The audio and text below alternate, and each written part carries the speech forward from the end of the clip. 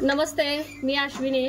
तर सकाळपासून ब्लॉग करू का नको असं वाटत होतं, कारण सकाळची सुरुवात किमान बघा 8 पर्यंत तर चांगली गेली। चांगलं सकाळ उठून सगळं आवरलं। आज शनिवारची सकाळची शाळा आणि सईपरीला त्यांच्या आवडीचा डब्बा केला।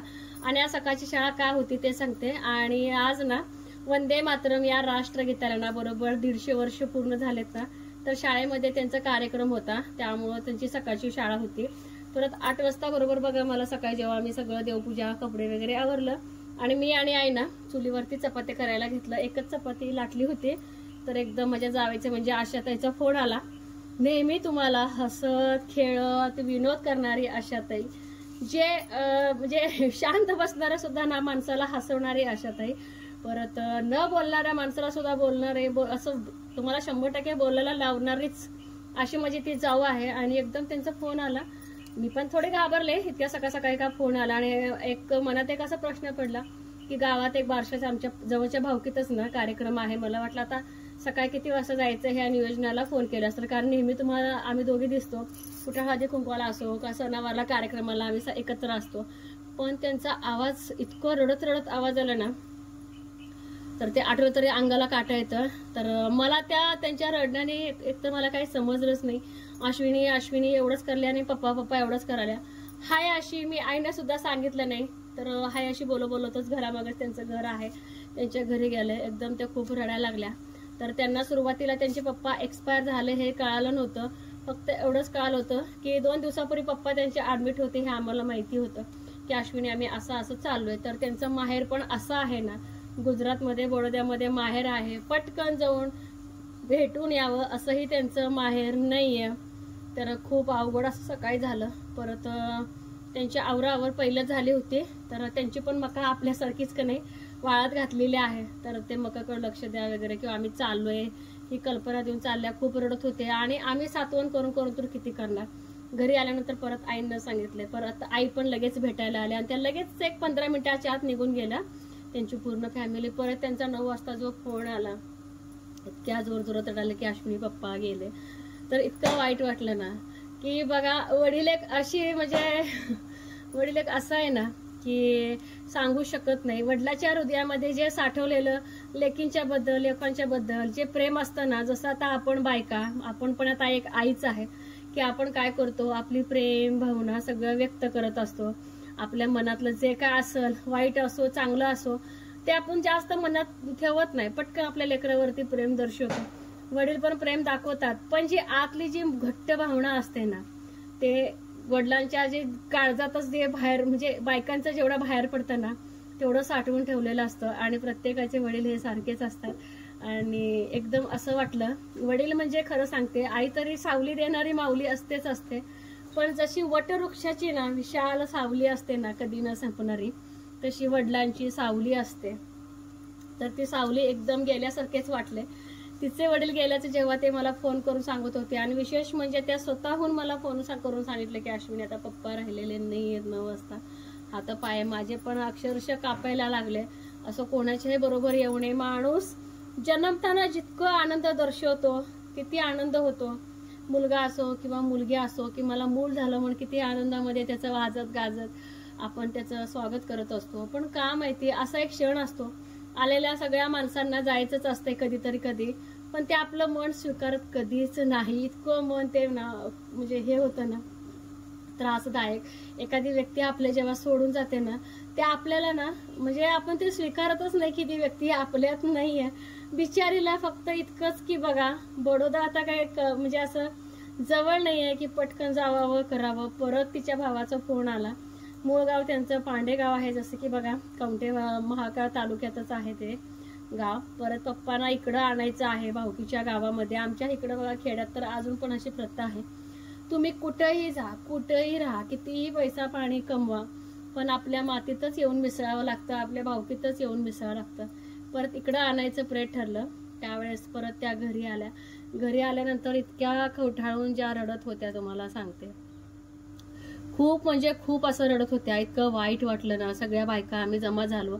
सातवण करून तर आम्ही किती करायचं, कारण ज्याचं गेलंय ते त्यालाच कळत असते। त्यामुळे आपण कितीही जरी त्यांना सातवण केलं तरी ना कमीच पडत असतं ते सातवण। तर सकाळपासून तिथंच होतो. तर 10-11 वाजले होते. परत इथं थोडंसं बसून परत मी घरी आले आणि काल जो भोपळा वगैरे तोडला होता, भोपळ्याची भाजी, हुलग्याची आमटी, चपाती, भात सगळं देऊन त्यांना जेवण कोण जेवते. आणि तसं जेवण घालणाऱ्यांना पण पाप असतंय म्हणे, आई बोलतात कडू घास घालायचा नसतो. म्हणजे आपल्याला घशाखाली अन्न जात नसतं, पण आपल्याला एक वाटतं मुलं बाळ उपाशी येतं किंवा ह्यांना 4 घास खाऊ दे. कारण की त्यांच्या पप्पाचं जे प्रेत आहे बघा, आता त्यांना प्रेत म्हणावं लागायला लागलंय मला. कालपर्यंत चांगले होते, अचानक त्यांचं असं झालं निधन.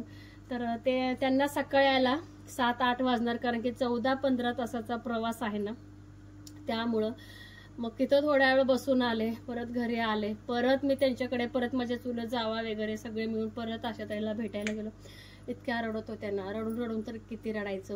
परत ते उद्या त्यांना गावी जायचंय. गावी गेल्यानंतर परत तोच आक्रोश. उद्याचं ते सगळं ना विचार केलं तर अंगाला काठ्या लागलाय. कालच्या ब्लॉगमध्ये तुम्ही ऑब्झर्व केलंय की नाही मला माहित नाही, जेव्हा मी आणि आई ना बागेच्या बाहेर साफसफाई करत होतो, इतकी जोरात टिटवी किंकाळून गेली ना, त्यावेळेस मी म्हटले सुद्धा बघा सोन्याचा वाचा बसू दे. आता त्या टिटवीवर मला थोडा विश्वास बसला की देवाने प्रत्येक प्राण्यांना ना एक वरदान दिलेले बघा. ज्या त्यावेळेस ना का माहिती आपलं जवळचं वगैरे कोण जायचं असेल ते आपल्याला ऐकू येतं. काल टिटवीचा आवाज ऐकला आणि सकाळी असं झालं. आणि विशेष म्हणजे संध्याकाळी आशाताई माझ्याकडे बरोबर 6:30-7च्या दरम्यान आल्या होत्या की अश्विनी मला करमेना, आम्ही तर करमेना म्हणून ना माझ्याकडे आल्या होत्या. तर मला वाटलं कामामुळे ह्याच्यामुळे थोडंसं होतंच की आता आपल्याला कधी कधी वाटतंच की एखाद्या वेळेस मला पण कधी कधी करमत नाही. मी तुम्हाला काल परत बोलले, मला नाही करमलं की मी सरळ गोट्यात जाते, शेळ्यांकडे ह्याच्याकडे पक्षी झाडांकडे जरी बघितलं तर मन रमून जातं. पण ज्याचं त्याला आता बघा पुढचं होत असेल तर ते देवाने ना ते का माहिती एक प्रकारचं ते संकेत दिल्यासारखं होतं. आणि त्या इतक्या असं बोलून रडत होत्या की त्यांच्या पप्पांना काय म्हणजे आता ते उद्या जाणार आहेत असं त्यांना कळलं की काय. तर कालच्याच रात्री 10:30 वाजता त्यांना फोन आला होता की असं मला माझ्या नातवांना बघू वाटायला लागलंय, तुला बघू वाटायला लागलंय, आता मी या जगात राहणार नाही, जाणार. असं बरंच त्यांचे पप्पा काय काय बोलत होते म्हणे, इतकं रडत होते ना. खूप असं वाईट वाटलं. म्हणलं आता चला, तर मी पण घरी येऊन थोडंसं भांडी झाडून आपलं पण घरचं थोडंसं बघावं लागतंय. तर संध्याकाळचं त्यांना स्वयंपाक म्हणजे ते आता उद्याच जाणार आहे त्यांच्या तिकडे गावी. जसं पप्पांचे तिकडचे सगळे लोक येतील त्यावेळेस ते सगळे निघतील आणि आपल्याही घरातलं आई वगैरे जाणार आहेत. मला पण काय जायचं होणार नाही कारण की आपल्या 2 शेळ्या आहेत आणि विशेष म्हणजे सई परी पण आहेत घरी, त्यांची शाळा पण आहे.